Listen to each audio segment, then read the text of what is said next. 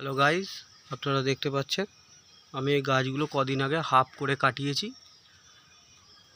করে কাটিয়েছি যাতে কোনো বিপজ্জনক না হয়। গাছটি মোটাও হবে এবং ফলনও ভালো দেবে। ঝাঁকড়া হবে।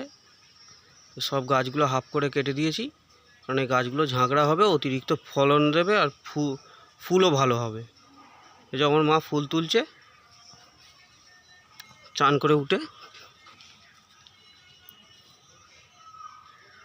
করে উঠে এক্ষুনি ফুল তুলছে,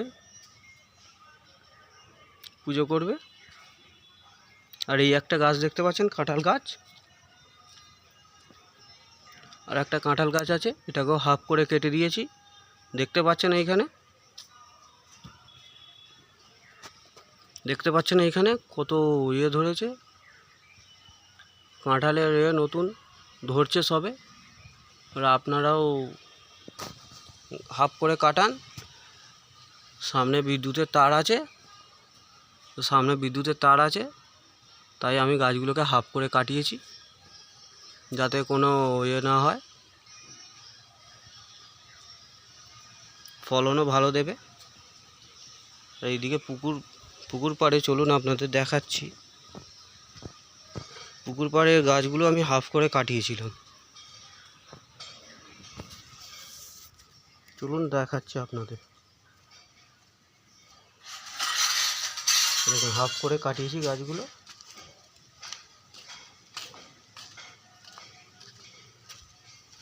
এই জায়গাটা আমি পরিষ্কার করব, দুদিন পরে জায়গাটা পরিষ্কার করে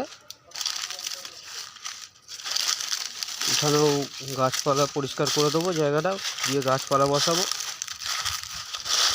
এইসব জায়গাগুলো দেখছেন, সব গাছ বসিয়ে দেবো। এখানে সুপারি গাছ বসবে, এইদিকে এইখানেও গাছপালা বসবে, এখানেও সুপারি গাছ বসবে।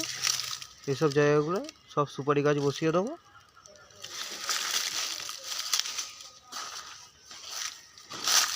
দেখছেন, কালকে তো বাগানটা দেখিয়েছি। চলুন, ভুলবশত এখানে আমাদের কাজের লোকটা এসে পেঁপে গাছটা অবশ্য কেটে দিয়েছে,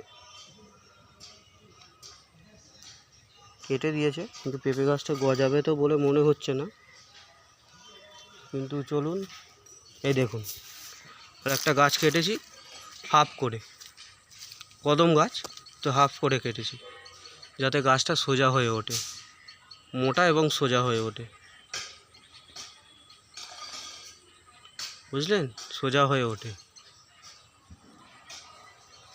এই যে এই জায়গাগুলো দেখছিলেন, এই যেগুলো বলেছিলাম কম্পোস্ট করব, সব এইখানে রাখা আছে, তুলে জায়গায় কম্পোস্ট করব। এগুলো কম্পোস্টের জন্য রেখে দিয়েছি, এগুলো কম্পোস্ট হবে। এই জায়গাগুলো পরবর্তীকালে ওই কর্নারটা দেখছেন, ওই কর্নারটায় আমি কম্পোস্টের জন্য উঁচু করে একটা পলিথিন দিয়ে ঘিরে জায়গা করে ওখানটায় রাখবো। আর এই যে কম্পোস্টের জন্য আরও সব জিনিসপত্র রাখা আছে, কম্পোস্ট হবে। এই যে মাচা করাই আছে, শুধু এর ওপরে শুধু করবো। ওই যে আমাদের বড় মা জিজ্ঞাসা করছে, হ্যাঁ এখানে সব বাগান করব, ওই সবজি নয়, এবারে পুরো বাগান করে দেবো। আরে আমি কাঁঠালের বাগান করব।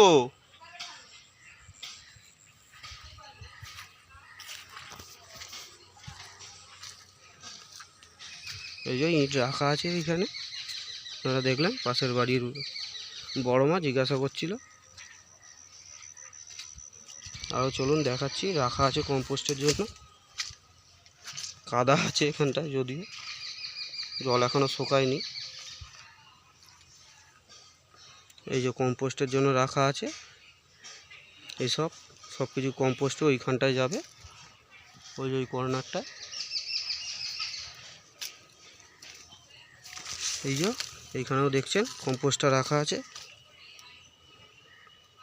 কম্পোস্টটা রাখা আছে এইখানে, কম্পোস্টের জন্যই সব রেখে দিয়েছি। এইখানেও রাখা আছে কিছু। কচু গাছগুলো বড় হয়ে গেছিলো তাই একটু কেটে দিয়েছি কচুর ডালগুলো, যাতে যে জায়গাটা ফাঁকা লাগে, জঙ্গল হয়, যাতে জঙ্গল না হয়।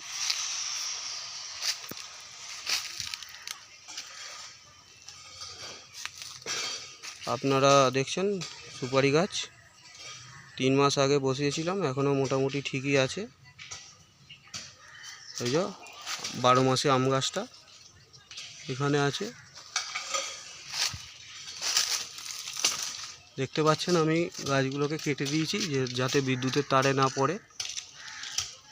আর এই সামনে রয়েছে কতগুলো গাছ, এইগুলো 2 দিন পরে লোক এসে কেটে দেবে।